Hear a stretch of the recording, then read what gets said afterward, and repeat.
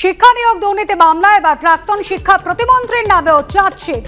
প্রাক্তন শিক্ষামন্ত্রী পার্থ চট্টোপাধ্যায়ের পর প্রাক্তন শিক্ষা প্রতিমন্ত্রী পরেশ অধিকারীর নামেও চার্জশিট। একাদশ দ্বাদশে নিয়োগ দুর্নীতি মামলায় পরেশ অধিকারীর নামেও চার্জশিট সিবিআই এর। চার্জশিটে নাম রয়েছে এসএসসি প্রাক্তন চেয়ারম্যান সুবিনেশ ভট্টাচার্যের, এসএসসির প্রাক্তন উপদেষ্টা এবং এসপি সিনহার স্ত্রী দেবশ্রী সিনহার নামও রয়েছে এই চার্জশিটে। এছাড়াও চার্জশিটে নাম রয়েছে ওয়েবার প্রস্তুতকারী সংস্থা নাইসার 3 জন আধিকারিক এবং একাধিক এজেন্টের। মেয়েকে বেআইনিভাবে শিক্ষিকা পদে চাকরি পাইয়ে দেওয়ার অভিযোগ উঠেছিল পরেশ অধিকারীর বিরুদ্ধে। আদালতের নির্দেশে চাকরি যায় পরেশ কন্যা অঙ্কিতা অধিকারীর।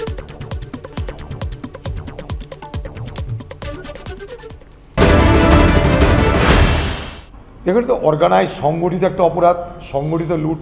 আমরা আগেও বলেছি, আজও বলছি, সংগঠিত লুট যখন তখন একা তো কেউ করেনি, সবাই মিলে করেছে। কিন্তু আবার বলছি, আমি গোটা সরকারের দল, সরকারি দল এই অপরাধের সঙ্গে যুক্ত। বিচারপতি অমৃতা সিনহার এজলাসে প্রাথমিকে নিয়োগ দুর্নীতি মামলায় রাজ্যের হয়ে সওয়াল করতে পারবেন না এজি কিশোর দত্ত। নির্দেশ বিচারপতি অমৃতা সিনহার। এই মামলার অন্যতম অভিযুক্ত সুজয় কৃষ্ণ ভদ্রর হয়ে এখনো মামলা লড়ছেন কিশোর দত্ত। সেই কারণেই এই মামলায় রাজ্যের আইনজীবী হিসেবে সওয়াল করতে পারবেন না কিশোর দত্ত, জানালেন বিচারপতি সিনহা। আমি শুনেছি রাজ্যের এজি এই দুর্নীতি মামলায় অন্য এক অভিযুক্তের হয়ে লড়ছেন।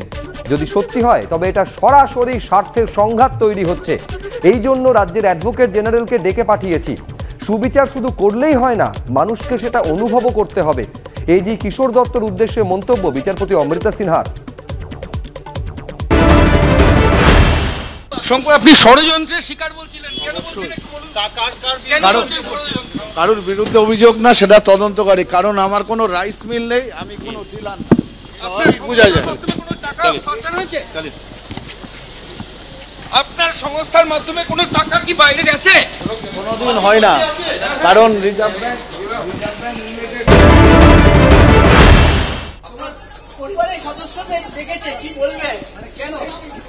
তদন্তর জন্য যারে যারে ডাকার ডাকবে।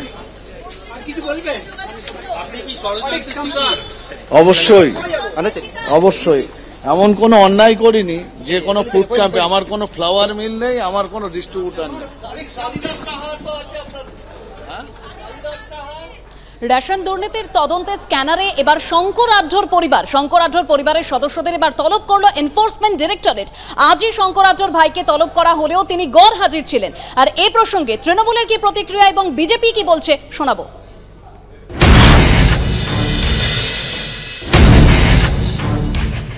বিদেশে টাকা পাঠানোর অভিযোগে এবার শঙ্কর আঢ্যর পরিবারকে তলব করছে এটি। তদন্তের বিষয় তারা বলতে পারবে।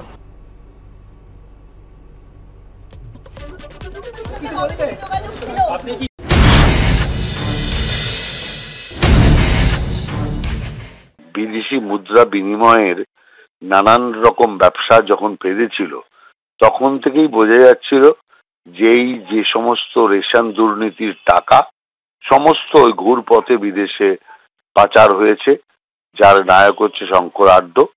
এবং তার পরিবারের লোকরা এই সম্পর্কে হয়তো কিছু জানেও না, কিন্তু গোটা পরিবারকে চোর বানিয়ে দিয়েছেন, গোটা পরিবারকে ফাঁসিয়ে দিয়েছেন। অর্থাৎ এর থেকে বোঝা যায় যে তৃণমূল কংগ্রেসটা চোর আর এই জাতীয় লুটেরা তাদেরই পার্টি। অতএব সেই জন্য আমি মনে করি যে তৃণমূল কংগ্রেস আজকে বড় বড় কথা বলছে, বড় বড় নানা রকম ভাবে বিবৃতি দিচ্ছে, সোজা কথা যে যেখানে বিদেশে দেশের পয়সা, রাষ্ট্রের পয়সা পাচার হচ্ছে, সেই জাতীয় পার্টিতে যারা এই কাজ করছে তাদের বিরুদ্ধে কিন্তু এখনো পর্যন্ত কোনো ব্যবস্থা নেওয়া হয়নি। তার মানে চোরেদের শরণ দেওয়ার পার্টি হচ্ছে তৃণমূল কংগ্রেস।